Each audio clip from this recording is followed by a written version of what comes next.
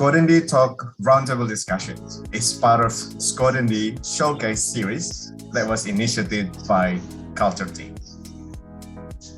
Squadindy Talk will showcase a thematic discussion highlighting a current topic in the Australia-Indonesia space, delivered in a casual, informative, and engaging manner. The second episode of Squadindy Talk Roundtable Discussion aims to share Squadindy's personal experiences and opinion related to mental health issues, to participate in celebrating World Mental Health Day, and also raise awareness of mental health issues around the world. The World Health Organization recognizes World Mental Health Day on 10th October every year. The organization also has announced that the theme this year's event is mental health in an unequal world. As we are aware, we're living in a really strange situation at the moment. Coronavirus pandemic not only affects us physically, but also mentally. It has disrupted or halted critical mental health services in 93% of countries worldwide, while the demand of mental health is increasing, according to a new WHO survey. Quarantine, travel restriction, social distancing, and other COVID precaution activities affect on many people's usual activities, routines, or livelihoods. And because of that, there's a concern on the levels of loneliness, depression, harmful alcohol and drug use, and self-harm or suicidal behavior, which are expected to rise. It is important to check in on your friends and family and support one another during these not so usual circumstances. So, this is why we are here today on the second episode of Squadindy Talk Roundtable Discussion to share our thoughts on the issues and how our members cope with it. But this is just to emphasize a specific point that we are here to talk about the annual International Mental Health Day, and that we are aware of the sensitivity of the topic. This session will not be a counseling session. We are here to discuss what our thoughts on the topic. Right then, without further ado, my name is Seluz Fahik. I'll be your host for today's episode. A little bit of who I am. I'm part of communication teams of CAUSINDY, rolling as a digital content producer who is responsible for podcasts and YouTube channel. Today, we have 3 Squadindy members, as you see, as our panelists. We have first Biondi Sima, part of our board of CAUSINDY, who is a digital government consultant at the World Bank and also a lecturer himself at Hasanuddin University. Hi Biondi, how are you? Hi Seluz, hi everyone, hi Squadindy, pleasure to be here. Thank you, welcome on board. And the second one, we have Freya Gaunt, our CEO of CAUSINDY. Hi Seluz, hi everyone. Hi Freya, and now Freya is working at Pfizer for Indonesian engagement. And yeah, welcome on board for Freya as well. Thanks. And then last but not least, we have Tini Pratiwi from our partnership team as a partnership officer, who is currently works as a program manager for Asian Seafood Improvement Collaborative. Hi Trini, how are you? Hi Seluz, hi everyone. Good. Awesome. Right then, let's get right to the topic, International Mental Health Day. So I'm going to throw the first questions about the importance of mental health for you 3. You can just jump in. So I'd like to go first to Biondi. Biondi, how important is mental health for you and how do you promote mental health awareness?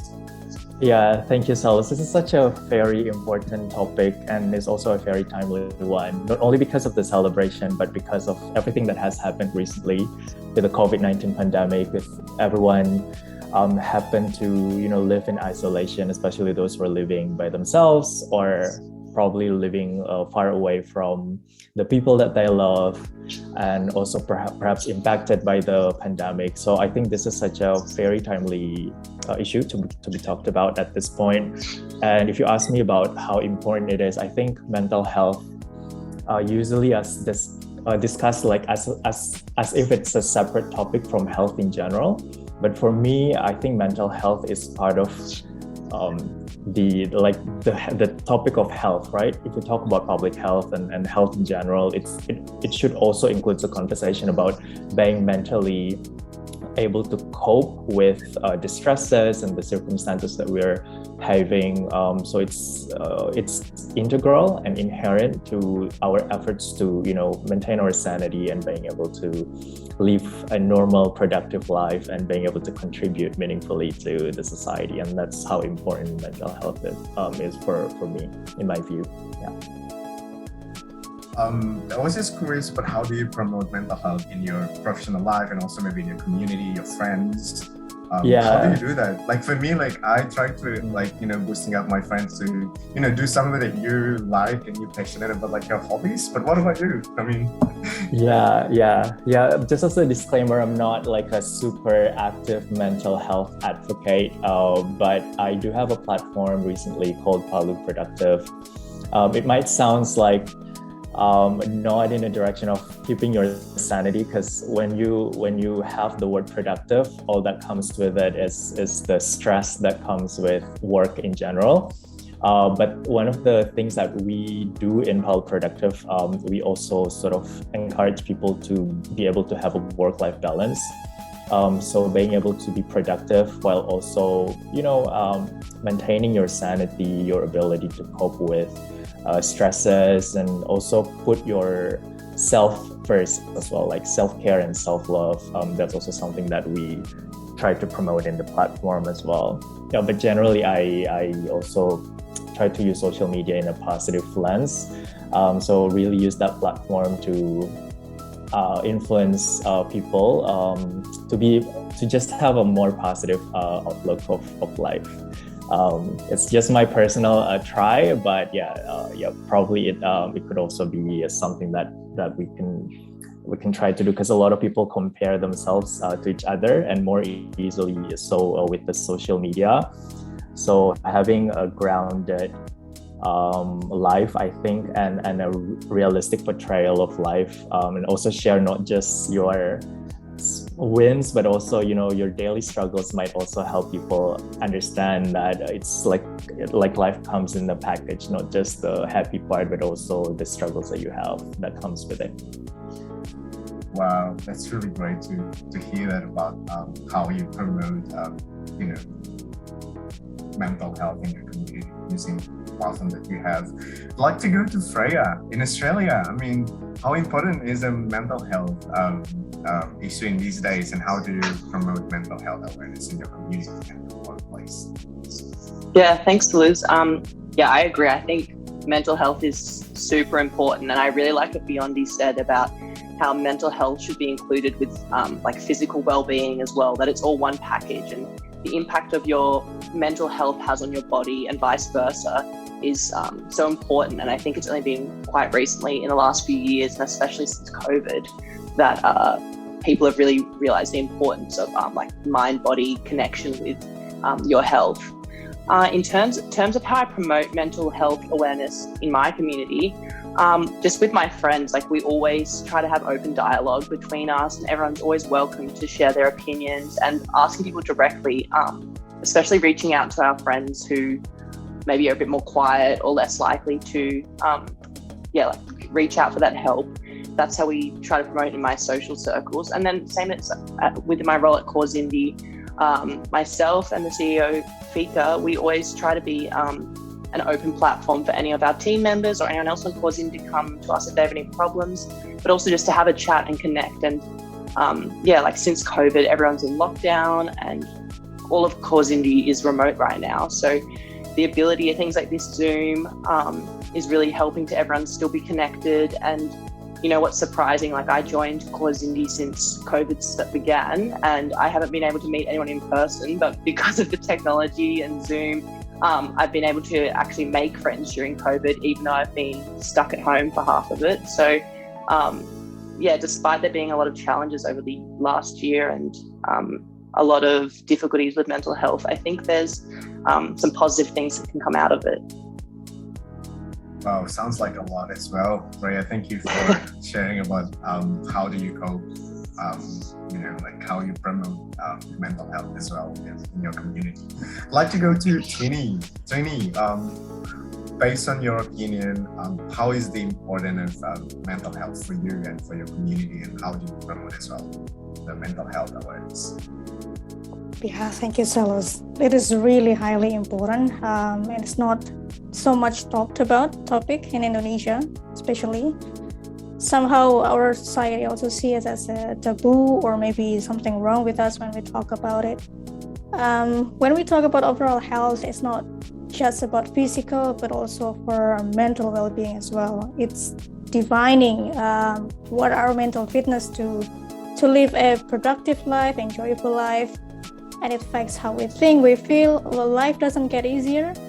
It's us getting stronger, perhaps. So, mental health, understanding it and understanding ourselves as well, making us more aware of our surroundings, and then make our days easier, get stronger as well. Usually in my community, in the work, in the industry that I work, we had a call. In the calls, we usually have video, so that people usually just leave video because they don't want to be interrupted. But sometimes we use video to communicate, and then sometimes we also have a calls with my friends, check in every week. And if we do have some experience, then we do send some foods around. So like some shrimps or snacks around in Jakarta, Bali, and whatnot. So it's manageable.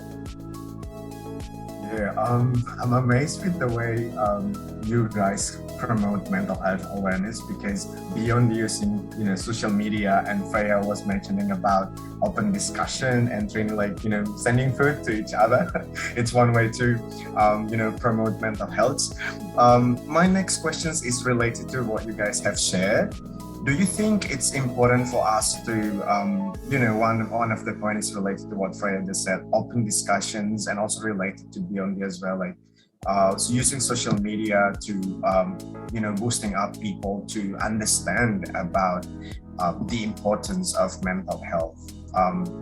How does that really connect to open discussions? Like how open discussions work in terms of helping us to understand that this is the importance of mental health. Yeah, maybe anyone of you would like to address that. Maybe we can start from Freya.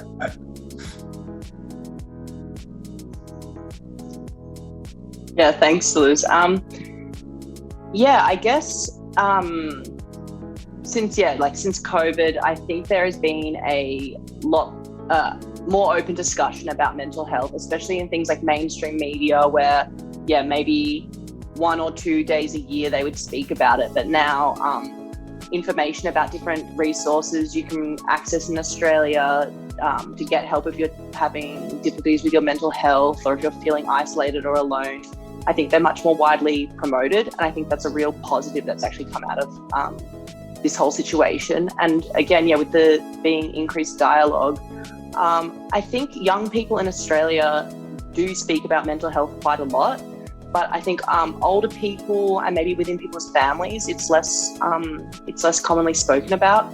And I do think over the last year, people are more vocal about it and speak directly to, especially men who often are like quiet and keep to themselves about their issues. That they're sort of being encouraged to speak to each other and not shy away from sharing their feelings, their emotions, and their challenges. And I think another thing with COVID is it's quite unifying. Like, we're all experiencing a very similar struggle. And although maybe everyone's experience of COVID is different, it's this one common issue that we're all dealing with. And so I think it makes it quite relatable, and it allows everyone to connect in a certain way. Thanks, Freya. Thanks. What about you, Biondi? What do you think that open discussions in related to, promoting them through social media is also building up the, understanding of society, what the importance of. Right. I think the more people talked about it, the more normalized the conversation would become. So it's important to have that critical mass and like a growing number of people talking about it. And I agree with what Freya said. Probably right now, there is a segregation of age cohort. I think the younger people are more familiar with that topic, and they don't really feel like it's taboo. Although I also agree with what Trini said. There's still like a majority of people that still don't really want to touch this issue because it's like strongly related to some other, like heavier tone in it, like depression or suicide, which is also true. Like that's part of the extreme end of mental health issues, and we definitely need to also touch into that point, right? Because that's where the most extreme outcome would happen. And there indeed, like according to WHO, the second causes of death among young people aged 15 to 29 are suicide. So it's definitely a serious issue, and probably something that we can prevent if people are more open about it, be more willing to talk about it. So I think with the increasing number of people being more open and willing to discuss about it, it becomes more normalized right now. But we definitely don't have that critical mass yet. So we do need to push for this topic even further. In terms of social media and just the use of technology in general, I think it really helps people to communicate without having to, go into a physical contact. Because sometimes the effort to actually come out of your bedroom or chamber and having to meet a doctor, or just sitting down in this line of the waiting room of a person that you're consulting with, like the imagination or the feeling of having to go through all this process is already intimidating. So using social media as a platform, perhaps just to share your stories, but also telemedicine, which I think is more normalized as well with the COVID-19 pandemic. People are, I think the access is much wider now, and people are more willing to, get to access this help. Although I would also concede connectivity is still an issue and stuff like that. So there's still a lot of homework to be done. But I think we've seen a lot of good progress in terms of the use of technology as well. And I think it helps with, again, normalizing the issues of mental health. Yeah, I'm pretty struck with the word normalizing, because I think that's the way how you make everyone, it's also in line with what Trini said about some people still think that, if you said to your friend that I think I'm stressed about the situation, and you feel like you're pretty shy. And it's also in line, or just, pretty much what Trini said about being, taboo to talk about your current mental situation. Trini, I'd like to go to you.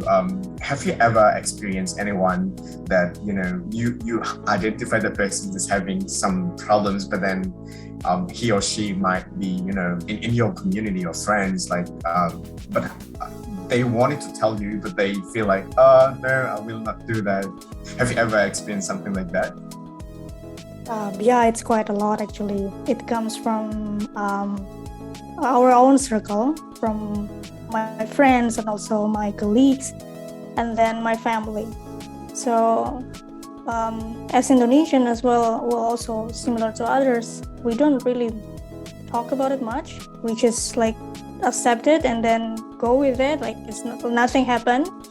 But instead, if you bury it like that, it will somehow submerge deep down and then explode if it's not in the right workload of your mind. So I think the way COVID-19 has a little bit benefit of it, I can read some designs from people and my families. So open discussions and simply listen to what they are having right now or at the moment is really beneficial for them. So acknowledging the existence of the feeling and then commonality of the mental health issues, like this is normal, or this is actually the impact of feeling of this, and then listens to the story, being a good listener, and discuss what we can do together to make the person feel better or maybe solve the problems together.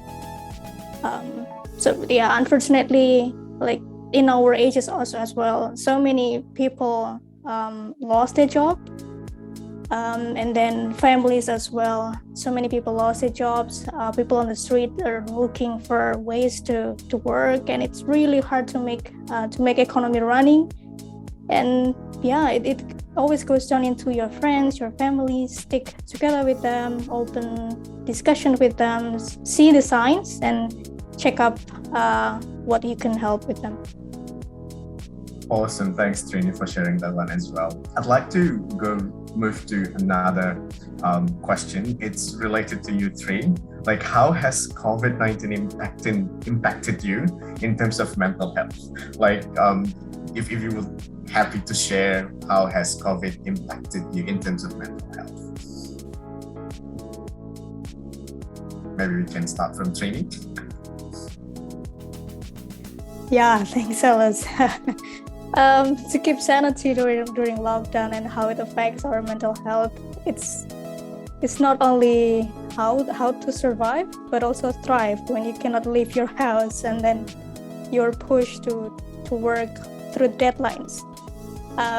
In the past, I think working experience in Jakarta, working from home was a very rare and prestigious thing. But now you can enjoy it as much as you can in your house. So previously in my work experience, I used to travel a lot. Like one day I can be in Aceh, and then the next morning I can be in Papua. So those crazy travels get my life really messed up, I think. And then having this ability to reflect back, I think COVID-19 good and bad ways as well affected me. It gives me time to reflect what I've done so far, and then trying to find a way to keep sane. So staying productive, setting up timeline in a day, and then establish a routine, eat good food, enjoy good music and movie, and start a new hobby. Stay with your friends and family close. Wow, it sounded like a lot have like impacted you. Like you travel and then you feel like working from home is not really you helping you a lot, because you feel like your life messed up when you're traveling. It works different way to me, because the first 3 months of working from home was really okay, but then after 3 months I felt like it's too much, like working without any limitation of, my bed is just behind me and my workstation is just like 5 seconds away from my bed, and it's quite a lot to take, and I changed a lot in a way that I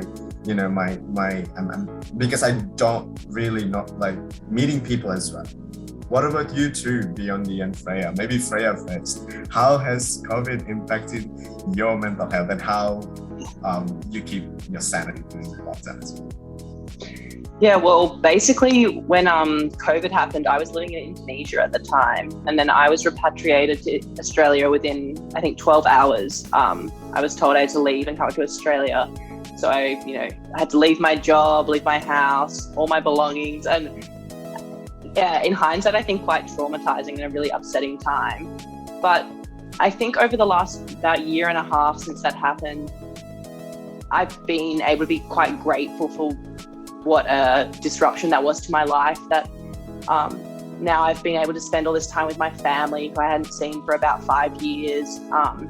I've been able to get a really good job in a career that I'm interested in. I've been able to spend more time with my friends. And so although it was like such a disruptive and upsetting time, I think a lot of good things have actually come out of it. And rather than dwelling on what maybe could have been and what if like there hadn't been COVID, where I would have been doing and what my job would have been like and where I've been working, rather than dwelling on that, I've been trying to be really grateful for the time I have been able to spend with people who are important in my life. And then in terms of, I guess, what I've been doing to keep my sanity during COVID, so I'm in Canberra right now, and the lockdown rule is you can only leave your house to exercise. So as a result of that, I've gotten really fit. Me and my friends, instead of just like being lazy and like malas-malasan or nongkrong, wherever, we all get together every week and do exercises or go for bike rides or exploring the nature around Canberra. So those are the sorts of things I probably wouldn't have done if there was no lockdown. I wouldn't have explored my surroundings. I wouldn't have gone on all these nature walks and spent so much quality time with my friends and family. So I think it's been overall quite a positive experience. Nice, thanks for sharing that one, Freya. Let's go to Biondi. Yeah, in terms of COVID-19, I had quite a unique experience in the first half of the journey because I used to work with the provincial government where we need to handle the COVID-19 ourselves, and I was also part of the task force team. So given the fact that everyone is working from home and I'm actually an introvert, I would actually choose and I would love to work from home at any given day, right? Myself. But because I'm in the task force, I would still have to go out, meet people, and I would still have to go to endless meetings where countless government offices will also have quite a high exposure, be in the same room, and that definitely is a stressful situation.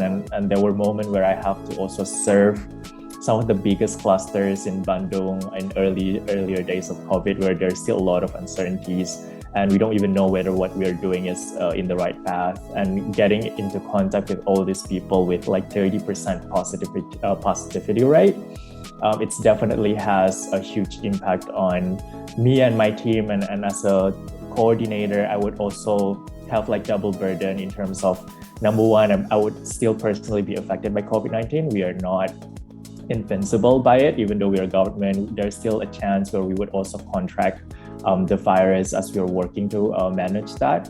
And then I'm also responsible for my team.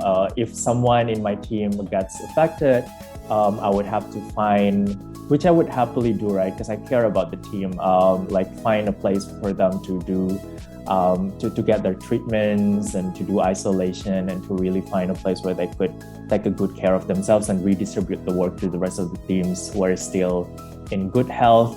And like that process is, and because like there's also a big expectation to this team that we need to, deliver in terms of the crisis, both in terms of the public health services, but also in terms of the economic assistance, because like over 1 million people request for financial aid from the government, and us looking at these huge needs and thinking that there might be work that we can do to ensure that the benefit goes into the right hand, and looking at the fact that it's impossible to be done 100% perfectly because there's always a family that doesn't get registered, stuff like that. And knowing that our work could have made a difference, but not like 100% able to cover everyone who are in need, that also adds like a big burden on our shoulder that, hey, you should like keep working to ensure that everyone gets the access and the help that they need. So it's definitely a big stressful moment personally. But the way I'm dealing with that, number one, perhaps, is to really look at the meaning behind or the purpose behind the work. I think knowing that there is something good that comes out of this work that could really make a difference in someone's life.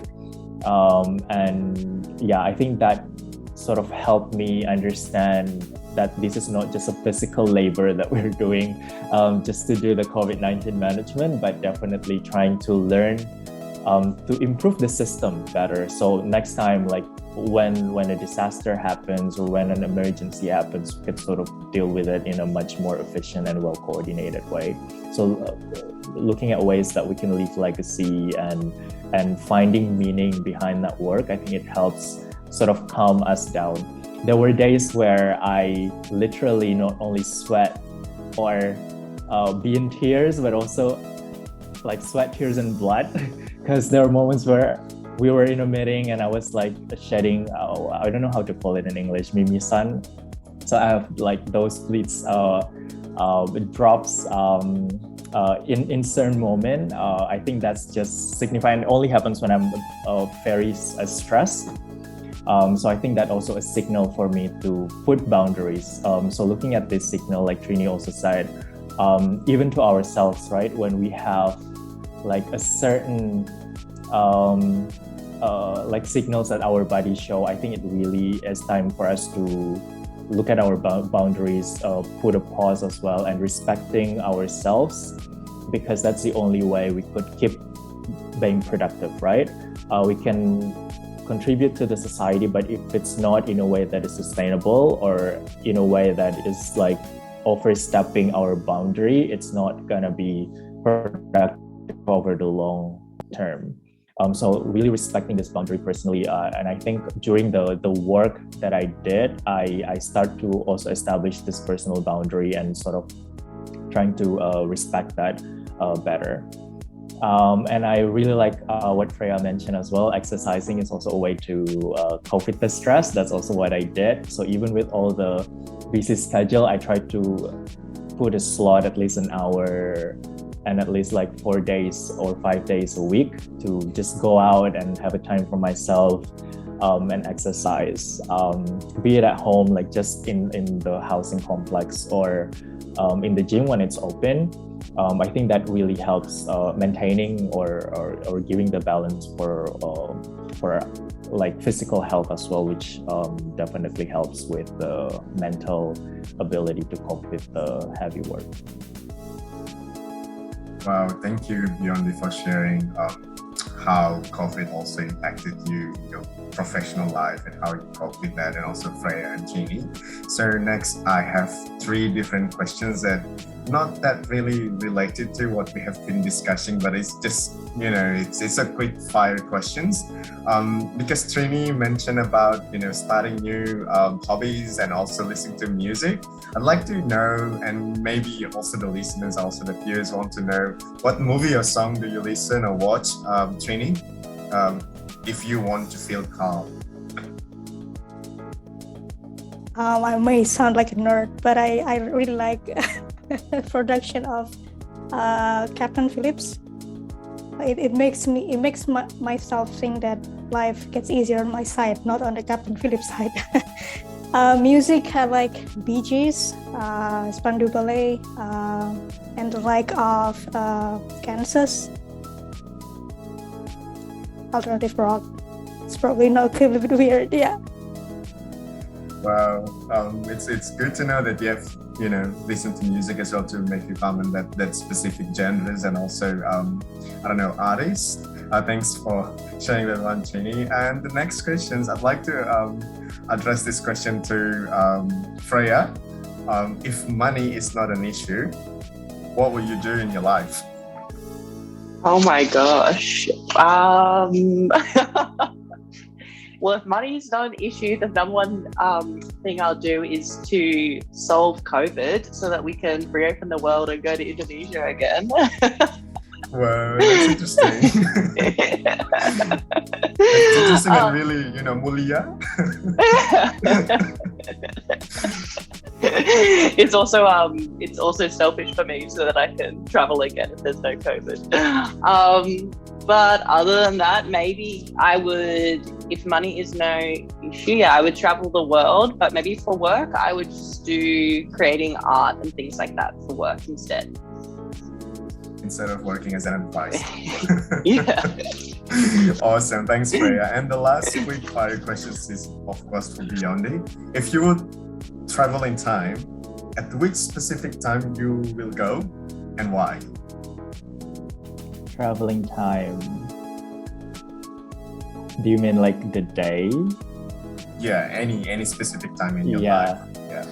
Maybe Monday, because that's the opposite time where people don't usually go traveling, but it's usually the most hectic day. But if I could get the freedom to clear up all of my Mondays and go traveling instead, from Saturday right up to Monday, that'll be fantastic. But I'm also quite realistic in a way that it's probably not up to me, but yeah, definitely Monday is a great time to be out instead. Awesome. But if it's like seen as like your whole time in life, like if you have something to go back in your previous life or time period, when and why you want to go there? I like the present time, but moving backward, maybe at the time where I spent it at home, actually with my families, because I was born and raised in Palu. So I really cherish the moment and the place where I grew up. And if I could return to that, it's definitely a less stressful life back in the childhood. Yeah.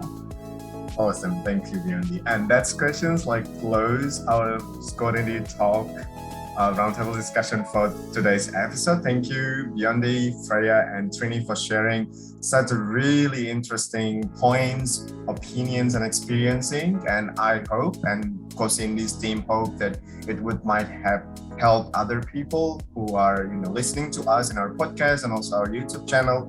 They can grab some of the tips and tricks that Freya, Tini, and also Biondi has been doing in coping during these difficult times. I'd like to invite for all of the viewers and also the listeners to check on our podcast as well, because we'll be posting the upcoming Squadindy talks with different themes coming up, and also check on our website as well. So that's the end of our Squadindy Talk Roundtable discussion for this episode, and I'd like to say happy World Mental Health Day for everyone, and stay safe, everyone. Bye. Bye. Stay safe. Thank you. Stay safe, everyone. Thank you. Bye.